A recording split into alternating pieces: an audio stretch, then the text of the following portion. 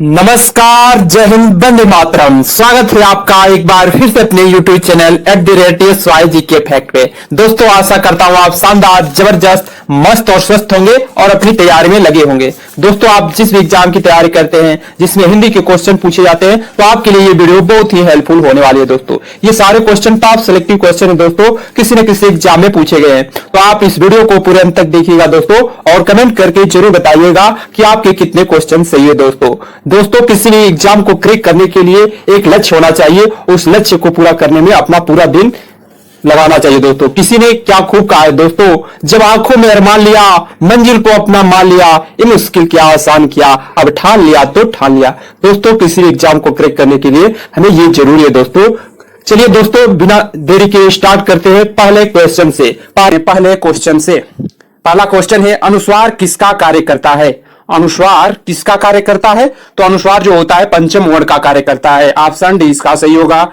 Next question number 2, दिए गए वाक्यांश के लिए एक शब्द दीजिए। खेतों में मेड़ों से बनाए गए छोटे छोटे वर्गाकार आयताकार भाग को क्या कहते हैं? खेतों में मेड़ों से बनाए गए छोटे छोटे वर्गाकार या आयताकार भाग को क्या कहते हैं दोस्तों? तो क्यारी कहते हैं। ऑप्शन बी इसका सही होगा। नेक्स्ट क्वेश्चन, तिक्त शब्द का तद्भव है। तिक्त शब्द का तद्भव क्या है? ऑप्शन ए तीता या तीखा या तिक्त या तीखापन। कौन सा सही है? तो ऑप्शन ए इसका सही है। तिक्त का तद्भव तीखा होता है, तीता होता है दोस्तों। तिक्त का तद्भव तीता होता है। नेक्स्ट क्वेश्चन नंबर 4, ससुर का तत्सम शब्द है। ससुर का तत्सम शब्द क्या है दोस्तों? तो ऑप्शन बी स्वसुर होता है, स्वसुर। ऑप्शन बी इसका सही होगा। नेक्स्ट क्वेश्चन नंबर 5, तद्भव शब्द छाटिए। कौन सा तद्भव शब्द है? ऑप्शन ए आधा। आधा क्या है? तद्भव शब्द है। आधा क्या है? तद्भव शब्द है। कूप क्या है? तो कूप है, तत्सम शब्द है। विद्या भी तत्सम है, व्योम भी तत्सम है। क्वेश्चन नंबर 6, मां शब्द का तत्सम है। मां शब्द का तत्सम क्या है? तो माता होता है दोस्तों। मां शब्द का तत्सम माता। ऑप्शन ए इसका सही होगा। नेक्स्ट क्वेश्चन नंबर 7, तद्भव शब्द है। कौन सा तद्भव शब्द है? छाटिए दोस्तों, कौन सा शब्द है? तो मनई। मनई जो होता है तद्भव शब्द है। मनई तद्भव शब्द है। नेक्स्ट क्वेश्चन नंबर 8 में भी छाटना है। तत्सम शब्द है। तत्सम शब्द कौन सा है? क्लिष्ट है या कठोर है, कठिन है, मजबूत है? तत्सम शब्द कौन सा है? तत्सम शब्द क्या है दोस्तों? इसका ऑप्शन कौन सही होगा? आप कमेंट बॉक्स में बताइए। कठोर सही होगा। नेक्स्ट क्वेश्चन नंबर 9 देखते हैं। नीली साड़ी में कौन सा विशेषण है? दोस्तों, ऑप्शन 9 का बताइए। नीली साड़ी में कौन सा विशेषण है? तो नीली साड़ी जो होता है वो किसका बोध करा रहा है? तो गुणवाचक विशेषण है। गुण का बोध करा रहा है, तो गुणवाचक विशेषण है। क्वेश्चन नंबर 10, विशेषण शब्द का चयन कीजिए। विशेषण शब्द का चयन कीजिए। तो विशेषण कौन सा है? 5वां जो है विशेषण शब्द है। ऑप्शन 20 का सही होगा। नेक्स्ट क्वेश्चन, विशेष शब्द है। विशेष शब्द है, कौन सा विशेष शब्द है? रामलला, बुद्धिमती स्त्री या रमापति या सीताराम। सीताराम जो है विशेष शब्द है। विशेष शब्द है सीताराम। विशेषण और विशेष होता है दोस्तों। नेक्स्ट क्वेश्चन नंबर 12, दिए गए वाक्यांशों के लिए एक शब्द दीजिए।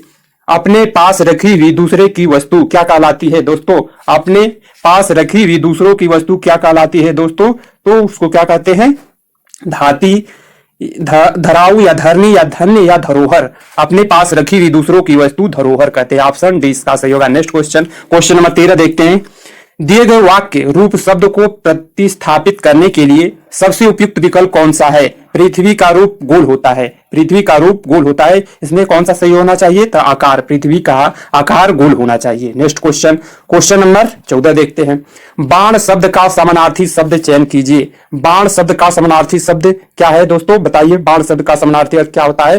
तो नाराज होता है। नाराज। ऑप्शन सी इसका सही होगा। नेक्स्ट क्वेश्चन नंबर 15 देखते हैं।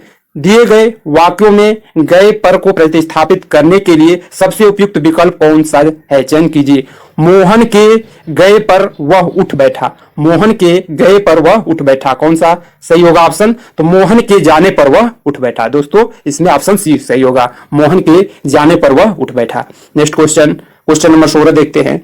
हिंदी स्वरों का वर्गीकरण जब जीव के भाग के आधार पर किया जाता है तो निम्नलिखित में से कौन सा भेद इसके अंतर्गत नहीं आता है? हिंदी स्वरों का वर्गीकरण जब जीव के भाग के आधार पर किया जाता है तो निम्नलिखित में से कौन सा भेद इसके अंतर्गत नहीं आता है? दोस्तों, बताइए कौन सा नहीं आता है? अग्रभाग आता है, मध्य भाग आता है, पक्ष भाग आता है, और विपरीत स्वर जो है वो नहीं आता है। ऑप्शन डी इसका सही होगा। नेक्स्ट क्वेश्चन नंबर 17 देखते हैं।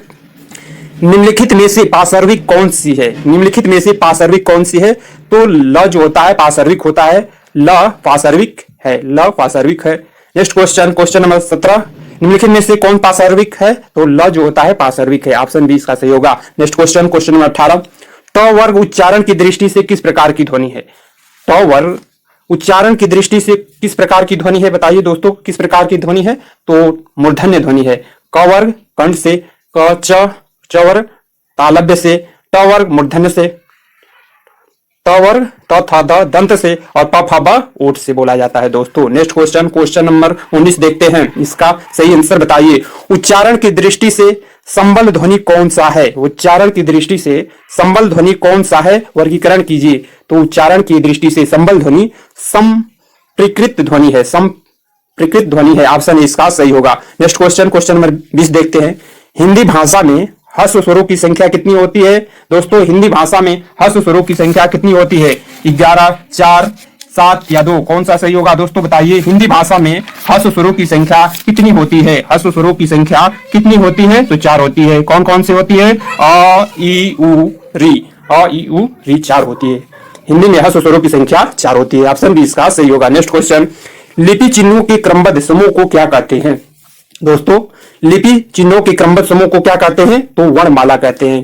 किसको कहते हैं? वर्णों के समूह को वर्णमाला कहते हैं दोस्तों। क्वेश्चन नंबर 22, किस स्वर के उच्चारण में दीर्घ स्वर से भी अधिक समय लगता है? किस स्वर के उच्चारण में दीर्घ स्वरों से भी अधिक समय लगता है दोस्तों बताइए। 22 का कौन सा सही होगा? किस स्वर में उच्चारण में दीर्घ स्वरों से अधिक समय लगता है? तो प्लुत स्वर जो होता है उसमें सबसे अधिक समय लगता है। हर्ष स्वर होता है, दीर्घ स्वर और प्लुत स्वर। हर्ष स्वर में उससे कम समय लगता है और उससे ज्यादा समय दीर्घ स्वर में होता है और सबसे ज्यादा समय प्लुत स्वर में होता है बोलने में। नेक्स्ट क्वेश्चन, क्वेश्चन नंबर 23 देखते हैं। प्रत्येक शब्दों की वर्तनी के सभी वर्गों को उसी क्रम में अलग अलग दिखाना क्या कहलाता है? दोस्तों 23 का क्या सही होगा बताइए, कौन सा होगा? प्रत्येक शब्दों की वर्तनी के सभी वर्गों को उसी क्रम में अलग अलग दिखाना क्या कहलाता है? तो वर्ण विच्छेद कहलाता है। क्या कहलाता है? वर्ण विच्छेद। नेक्स्ट क्वेश्चन, क्वेश्चन नंबर 24, स्वर तंत्रिका के आधार पर व्यंजनों को कितने वर्गों में बांटा गया है? स्वर तंत्रिका के आधार पर व्यंजनों को कितने वर्गों में बांटा गया है? तो 2 वर्गों में बांटा गया है, ऑप्शन इसका सही होगा। नेक्स्ट क्वेश्चन, क्वेश्चन नंबर 25, टोपी शब्द का बहुवचन क्या है? टोपी शब्द का बहुवचन क्या है? तो टोपियां है, टोपियां, ऑप्शन डी इसका सही होगा, टोपियां। नेक्स्ट क्वेश्चन, क्वेश्चन नंबर 26, कुल शब्द के साथ कौन सा उपसर्ग जोड़ा जाता है? कुल शब्द के साथ कौन सा उपसर्ग जोड़ा जाता है? तो प्रतिकूल। कौन सा उपसर्ग जोड़ा जाता है? तो प्रतिकूल उपसर्ग जोड़ा जाता है, ऑप्शन डी इसका सही होगा। नेक्स्ट, आचार शब्द के लिए सही उपसर्ग कौन सा जोड़ा जाता है? आचार शब्द के लिए कौन सा सही उपसर्ग जोड़ा जाता है? तो दूर प्लस आचार, दुराचार, ऑप्शन सी इसका सही होगा, दूर उपसर्ग जोड़ा जाता है। नेक्स्ट, किस शब्द में अल उपसर्ग का प्रयोग हुआ है? किस शब्द में अल उपसर्ग का प्रयोग हुआ है? अलमस्तक में हुआ है, अलमस्तक, ऑप्शन ए इसका सही होगा। नेक्स्ट क्वेश्चन, किस शब्द में अल उपसर्ग का प्रयोग हुआ है? तो अलकनंदा में हुआ है, अलकनंदा, ऑप्शन सी इसका सही होगा। नेक्स्ट क्वेश्चन, देवर को स्त्रीवाचक बनाने के लिए आप किस प्रत्यय का प्रयोग करेंगे? देवर को स्त्रीवाचक बनाने के लिए आप किस प्रत्यय का प्रयोग करेंगे? तो देवरानी, आनी प्रत्यय जोड़ेंगे, आनी प्रत्यय, ऑप्शन बी इसका सही होगा। नेक्स्ट क्वेश्चन, क्वेश्चन नंबर 32, सु प्लस आगत स्वागत कौन सी संधि है? सु प्लस आगत स्वागत कौन सी संधि है? तो यण संधि है, यण संधि है, ऑप्शन ए इसका सही होगा। नेक्स्ट क्वेश्चन, क्वेश्चन नंबर 33 देखते हैं। निम्न में से कौन सा संधि का उदाहरण नहीं है? दोस्तों निम्न में से कौन संधि का उदाहरण नहीं है? तो सम्राट जो है संधि का उदाहरण नहीं है। नरेश क्या है? नर प्लस ईश, नरेश, और नरेंद्र नर प्लस इंद्र, नरेंद्र, देव प्लस ऋषि, देवर्षि। क्वेश्चन नंबर 34, निम्नलिखित में से कौन सा शब्द यण स्वर संधि का उदाहरण है? दोस्तों बताइए, क्वेश्चन नंबर 34 का आंसर क्या होगा? निम्नलिखित में से कौन सा शब्द यण स्वर संधि का उदाहरण है? तो इति प्लस आदि इत्यादि होता है, तो ये है यण संधि का उदाहरण, ऑप्शन ए इसका सही होगा। नेक्स्ट क्वेश्चन, धर्म से भ्रष्ट यानी धर्म भ्रष्ट कौन सा समास है? धर्म से भ्रष्ट में तो तत्पुरुष समास है, तत्पुरुष समास है, ऑप्शन डी इसका सही होगा, धर्म से भ्रष्ट में। क्वेश्चन नंबर 36, 4 दिशाओं का समाहार का समासिक शब्द कौन सा है? 4 दिशाओं का समाहार क्या कहलाता है दोस्तों? तो चतुर्दिक कहलाता है, चतुर्दिक, ऑप्शन बी इसका सही होगा। नेक्स्ट क्वेश्चन, निम्नलिखित में से किस एक में कर्मधारय समास नहीं है? दोस्तों बताइए, 37 का आंसर क्या होगा? किस एक में कर्मधारय समास नहीं है? तो दोपहर में कर्मधारय समास नहीं है, दोपहर में कर्मधारय समास नहीं है। चंद्रमुख में तो ये कर्मधारय समास है, चंद्र की समान मुख चंद्रमुख, मृग की समान नयन मृग नयनम, नाराधम भी कर्मधारय समास है, और इसमें कौन सा सही होगा? तो दोपहर जो है कर्मधारय समास नहीं है। दांतों तले उंगली दबाना मुहावरे का अर्थ है। दोस्तों बताइए, दांतों तले उंगली दबाना मुहावरे का अर्थ क्या होगा? तो आश्चर्य प्रकट करना। क्या होगा? आश्चर्य प्रकट करना। ऑप्शन ए इसका सही होगा। नेक्स्ट क्वेश्चन, डूबते को तिनके का सहारा। डूबते को तिनके का सहारा मुहावरे का अर्थ क्या है? तो निराशा में आशा की झलक। डूबते को तिनके का सहारा मुहावरे का अर्थ है निराशा में आशा की झलक। ऑप्शन बी इसका सही होगा। नेक्स्ट क्वेश्चन, एक लाठी से हाँकना। एक लाठी से हाँकना मुहावरे का अर्थ क्या है दोस्तों? एक लाठी से हाँकना मुहावरे का अर्थ क्या है? अच्छे बुरे का अंतर न करना। अच्छे बुरे का अंतर न करना इसका सही आंसर होगा। Option A. नेक्स्ट क्वेश्चन, घोड़ा नहीं चलता। इस वाक्य को भाववाच्य में लिखिए। कौन सा सही होगा? ऑप्शन ए, घोड़ा नहीं चलेगा, घोड़े से चला नहीं जाता, घोड़े से नहीं चली गई। तो ऑप्शन सी इसका सही होगा। भाववाच्य में घोड़े से चला नहीं जाता। ऑप्शन सी इसका सही होगा। दोस्तों अगर वीडियो अच्छी लग रही है तो इसे लाइक कीजिएगा। नेक्स्ट क्वेश्चन, आज पानी बहुत गिरा वाक्य कैसा है? दोस्तों आज पानी बहुत गिरा कैसा वाक्य है? तो ये सरल वाक्य है। ऑप्शन ए इसका सही होगा। नेक्स्ट क्वेश्चन, क्वेश्चन नंबर 43 देखते हैं। निम्न विकल्पों में से अशुद्ध वाक्य का चयन कीजिए। निम्न विकल्पों में से अशुद्ध वाक्य का चयन कीजिए। कौन सा वाक्य अशुद्ध है? बिजली गरज रही है। बिजली गरज रही है। बिजली चमक रही है। रात का भोजन अच्छा था। अपने दर्शन पर्याप्त, आपके दर्शन पर्याप्त होंगे। कौन सा ऑप्शन अशुद्ध है? तो बिजली गरज रही है। बिजली गरज रही है। नेक्स्ट क्वेश्चन, निम्नलिखित में से शुद्ध वाक्य छाटिए। दोस्तों क्वेश्चन नंबर 44 का आंसर क्या होगा? शुद्ध वाक्य छाटना है। लड़का ने पत्र लिखा, यहाँ पर क्या होना चाहिए दोस्तों? लड़की ने पत्र लिखा। यह कविता कबीर ने लिखा। यह कविता कबीर ने लिखा। नीरज पत्र को लिखता है। नीरज पत्र लिखता है दोस्तों। और ऑप्शन डी होगा, माला पुस्तक पढ़ चुकी है। ऑप्शन डी इसका सही होगा। माला पुस्तक पढ़ चुकी है। नेक्स्ट क्वेश्चन, क्वेश्चन नंबर 44, सरकार ने अंशतः प्रतिपूर्ति की है। इस वाक्य में किस प्रकार की क्रिया विशेषण का प्रयोग हुआ है दोस्तों? तो किस प्रकार की क्रिया विशेषण का प्रयोग हुआ है? तो परिमाणवाचक क्रिया विशेषण का प्रयोग हुआ है। सरकार ने अंशतः प्रतिपूर्ति की है। इस वाक्य में किस प्रकार का क्रिया विशेषण का प्रयोग हुआ है? तो परिणामवाचक। नेक्स्ट क्वेश्चन, सरकार ने अंशतः प्रतिपूर्ति की है वाक्य में परिणामवाचक क्रिया विशेषण का प्रयोग हुआ है जो अनिश्चित परिणामवाचक के अंतर्गत आएगा दोस्तों। नेक्स्ट क्वेश्चन, निम्न में से वर्तनी की दृष्टि से अशुद्ध शब्द है। कौन सा शब्द अशुद्ध है? तो ऐतिहासिक जो है, ऐतिहासिक अशुद्ध शब्द है। इसको कैसे लिखा जाएगा? ऐतिहासिक। कैसे लिखा जाएगा? ऐतिहासिक ऐसे लिखा जाएगा दोस्तों। और शेष शब्द जो है वो शुद्ध है दोस्तों। नेक्स्ट क्वेश्चन, क्वेश्चन नंबर 46 देखते हैं। आधुनिक भारतीय भाषाओं का विकास किससे हुआ है? दोस्तों आधुनिक भारतीय भाषाओं का विकास किससे हुआ है?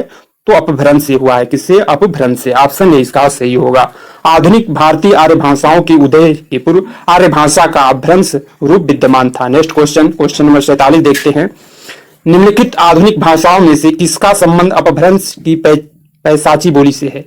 निम्नलिखित आधुनिक भाषाओं में से किसका संबंध अपभ्रंश की पैसाची भाषा से है? तो पंजाबी जो है अपभ्रंश की पैसाची बोली से है। पंजाबी जो है पैसाची अपभ्रंश से है। नेक्स्ट क्वेश्चन, एफिडेविट का हिंदी अनुवाद क्या होगा? दोस्तों एफिडेविट का हिंदी अनुवाद क्या होगा? तो शपथ पत्र होता है। शपथ पत्र जो होता है एफिडेविट का हिंदी अनुवाद होता है शपथ पत्र। और रिसोल्यूशन का प्रस्ताव शब्द, एडजस्टमेंट का समायोजन और शब्द, डिस्क्रिप्शन का हिंदी अनुवाद विवरण होगा दोस्तों। डिस्क्रिप्शन का हिंदी अनुवाद विवरण होता है। एडजस्टमेंट का समायोजन, रिसोल्यूशन का प्रस्ताव शब्द होगा। नेक्स्ट क्वेश्चन, एज मेंशन्ड देयरिंग का हिंदी अनुवाद क्या होगा? क्वेश्चन नंबर 49 का दोस्तों क्या होगा? तो जैसा कि उसमें उल्लेख किया गया हो। जैसा कि उसमें उल्लेख किया गया हो। ऑप्शन ए इसका सही होगा। नेक्स्ट क्वेश्चन और लास्ट क्वेश्चन है दोस्तों, शुद्ध शब्द चुनिए। शुद्ध शब्द कौन सा है? प्रतिनिधि। प्रतिनिधि जो लिखा जाता है प्रति और निधि। ऑप्शन बी इसका सही होगा दोस्तों। अगर ये वीडियो अच्छी लगे तो इसे लाइक शेयर और ऐसे वीडियो पाने के लिए इस चैनल को सब्सक्राइब भी कर लेना। जय हिंद दोस्तों।